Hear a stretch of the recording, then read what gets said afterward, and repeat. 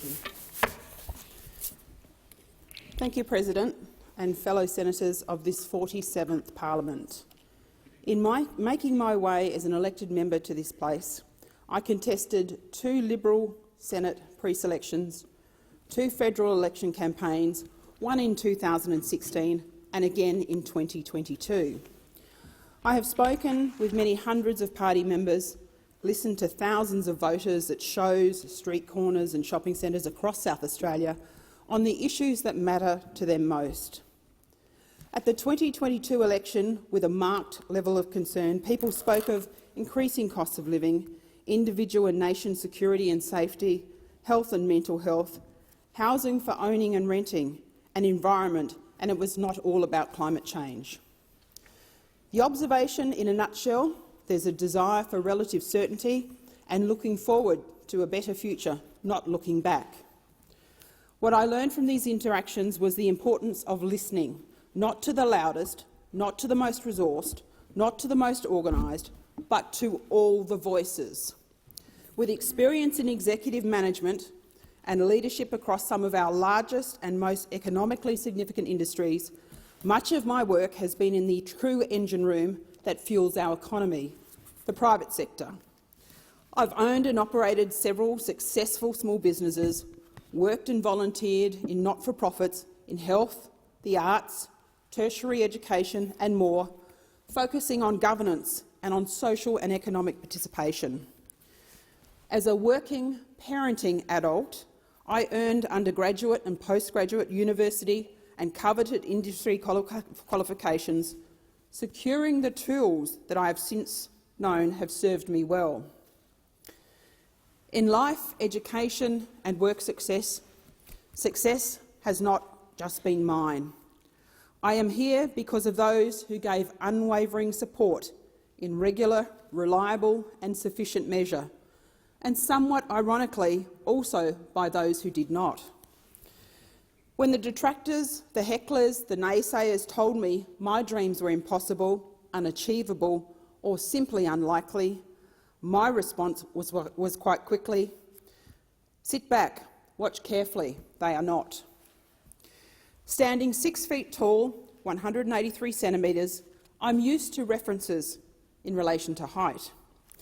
So it is with that I acknowledge those who stood beside me, behind me and in front of me, and on whose shoulders I leaned on, almost cried on, but most definitely stood on to get here. To my grandparents who have long since passed, who laboured to build vast pastoral empires on country to which they will forever belong, Corporal Harold Liddle enlisted to fight under that flag and on behalf of that flag, on what then was king and country. His sacrifice is rightly forever remembered. To my mum and dad, Jeff and Jean, watching from their home in Alice Springs, Aranda country, I watched you show up, stand up, speak up, time and again, with courage and conviction. Together you've defied the narrative, the stereotypes, the statistics, holding sacred belief in individual responsibility, reward for hard work, a fair go, and being the masters of your own destiny. From the stars up above and from the Senate gallery and across this country and the globe are the children and grandchildren that have benefited from observing those values.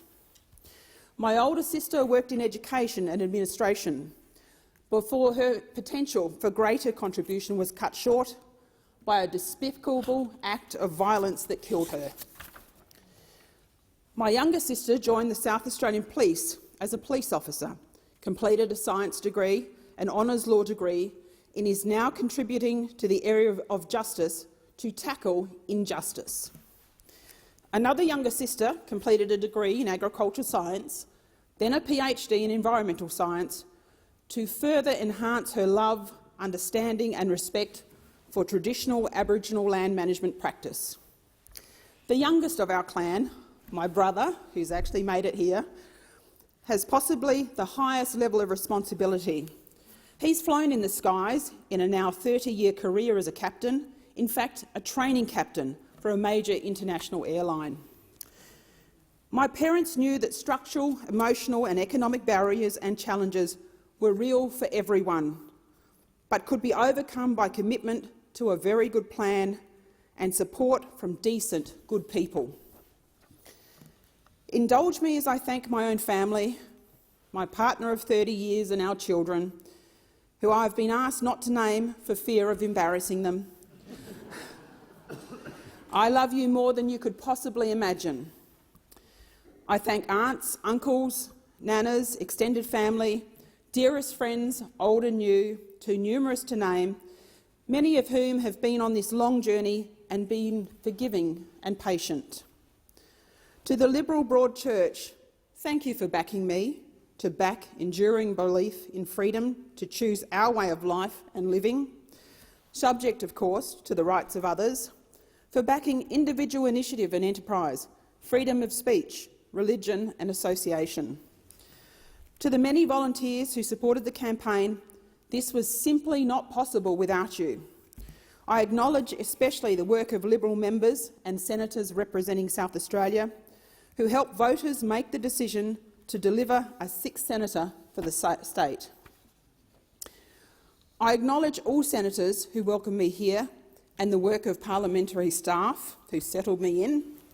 Fellow South Australians, now elected, I turn to the responsibility of representing you faithfully, with clarity and confidence. My South Australia is a state of more than 1.8 million people who live beside the mighty River Murray, the imposing Flinders Ranges and on the shores of the Southern Ocean. We have the rolling hills of Adelaide and the Fleurieu Peninsula, the stunning Kangaroo Island, as well as the city of Adelaide, once awarded one of the world's most livable cities. We're already known for our world-class food and wine regions, its rich and vibrant arts and cultural scene, tourist attractions and experiences. We're a place of imagination and invention. Think the Hills Hoist clothesline, container deposit schemes, the stump jump plough and David Unipen's shearing handpiece. It's people with confidence and capability and the right legislation and policy levers that will unleash the full capability of systems, processes, environments and infrastructure. So based on my personal story, my values and political party, you will see me on my feet for a robust economy, not just for today but for tomorrow, stability and certainty for business and lower taxes and less red tape, good service delivery and accountability, data, monitoring and outcomes, strong borders to protect our people, industry and our native flora and fauna, safer streets, communities, homes and workplaces, no matter your postcode, culture or income, and a sensible, measured approach to addressing the issues around climate that consider diversity and who and how people are affected differently and disproportionately. More locally, my home South Australia is at the forefront of building Australia's sovereign defence capabilities, building what we need to help keep us safe. Critical to our security and prosperity, it was the Coalition's belief South Australia should lead the creation and delivery of our vital defence and associated industries. I will be a strong advocate for growing South Australia. It's our food, wine, wool, grain, meat and seafood industries and advanced manufacturing with unprecedented workforce vacancies that must be filled to reflect the diversity of South Australians. Moving now from productivity to people, Australians have contacted me lamenting the devastation and chaos they know will revisit their lives with the intended removal of the cashless debit card. The card is an important part of a broader suite of solutions. It gives power and respite to the most vulnerable men, women and children and the elderly. Yes, those who need it most, and it is those people, not the drinkers and drug users, not the abusers, who will suffer the most from its withdrawal. Indeed, in response to what is a philosophical objection to the card, residents living in areas from Queensland, Central Australia, the Kimberley Ceduna and surrounds, despite raising their concerns, are not being heard on this matter. Instead, the people who are being heard are those screaming human rights. But I say, whose rights are they defending? Maybe you need to live in a town devastated by alcohol, drugs and violence and seen it eroded from within. Not convinced yet? Keep walking in my shoes, having helped care for foster children. Yes, wards of the state, that may help you come to a different conclusion. I've looked after a child, hello Joe, now a man who has fetal alcohol syndrome, never able to live with his parents. Yes, he's had some big hurdles, but he's recently graduated with a Certificate 4 and is still in work. I'm here to tell you his family and the families who raised him couldn't be more proud of him. And yet another child, again from a remote community, who lost his mother to alcohol-fueled dysfunction and now lives forever with the consequences of that. So rather than unleashing the rivers of alcohol and drugs, and with it more associated abuse and neglect, how about ridding our communities with the miscreants, pretenders, controllers and rescuers? Leave them nowhere to hide or thrive. You know who they are, the ones that are there for the ride, for the cultural immersion, or where their apathy and paralysis prevails. Our regulators, our government officials need to do their jobs better and reward those people working hard to work against the tide of culture of mediocrity and keeping only those people delivering outcomes who we know are there for the right reasons. So it was with frustration I watched on, quarantined by COVID, as the Aged Care and Other Legislation Amendment Bill passed this House. In relation to Aboriginal community-controlled service delivery, I paraphrase subsection 2, clause A, which does not require the governing board to have a majority independent executive directors. B, have at least one member of the governing body of the provider having experience in the provision of clinical care. Clinical care is assistance with mobility, communication, catheter care and womb management and more. It is one of 8 aged care quality standards for safe and quality care and service identified in the Aged Care Quality Standards Commission. The passing of this legislation means Aboriginal community-controlled organisations do not have to meet those requirements in the same way as everyone else. Despite caring for the most vulnerable of the most vulnerable, clients with multiple and complex chronic illness and lower life expectancy, and in the most isolated regions, there is no expectation of even partial transition to a model that satisfies that standard.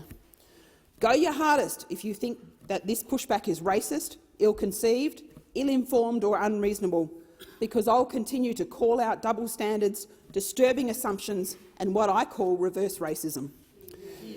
More broadly, I want our country to think different, act different, demand different, push away from the pressure of sameness, the rejection of discourse, the perils of groupthink. Reject over-policing of language, cancel culture and aggressive social media commentary. All that does is conjure ridicule, creates fears and stifles our potential to do better. I want this country to stop doing what doesn't or won't work, have higher expectations, be tolerant of mistakes, missteps, and admit when we get it wrong and celebrate when we get it right. I get angry when others seek to define me, firstly or only by race, and I know from experience it is getting worse. I was not an Indigenous news reporter, nor an Indigenous businesswoman, or an Indigenous company board director. I had the same qualifications and experience as everybody else. First and foremost, I am just me. I look forward to objecting loudly to navel-gazing, paternalism, box-ticking, quasi-consultation, silly reporting that returns little value, and ideas that fail to provide evidence of change. I'm inspired by words in 1942 by Liberal Sir Robert Menzies, pushing back on government that seeks to control and limit freedom, one which seeks to nurse us, rear us, control us, maintain us, pension us and bury us. In short, give me the tools and information I need to make decisions and to prepare for my own future, and help me only when I truly need it. Senator Neville Bonner made history with his first speech 51 years ago this week on the 8th of September. A Liberal senator, he was the first Aboriginal person to enter federal parliament in a casual vacancy and later by popular vote. He believed the interests of Indigenous Australians would best be advanced by working within the existing political institutions, and he lamented too much the unwarranted focus on race. I quote, "I am Bonner, proudly an Aborigine and a member of the Australian community, a token of no person." I acknowledge his contribution and that of all Aboriginal and Torres Strait Islander politicians of all political persuasions, both past and present. My identity is with Aranda of Central Australia, the cultural group of both my parents. With that, I acknowledge the people and land of the Ngunnawal people on which this house now lies, and pay respects to the ancestors, elders, past and present. I want to talk more about equity because it is good for individuals, it's good for our nation, and it's good for our future. I think perhaps some of the most rewarding work I've done to date is in helping others into work. But from here, I can encourage that on a much bigger scale. It is in everyday workplaces with sameness, the sharing of water coolers, meeting rooms or boardrooms, the same qualification, yes, the same expectation, that destroys stereotypes based on disability, rage, age, culture or religion, and all workforces and workplaces must be safe.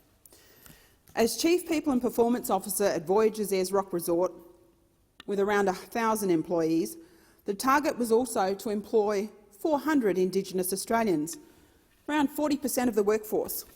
At Santos, yes, Santos, a company-wide functional oversight on matters related to Aboriginal affairs in employment and training, community investment and cultural heritage, the target was over 700 outcomes in the energy sector, and that was long ago.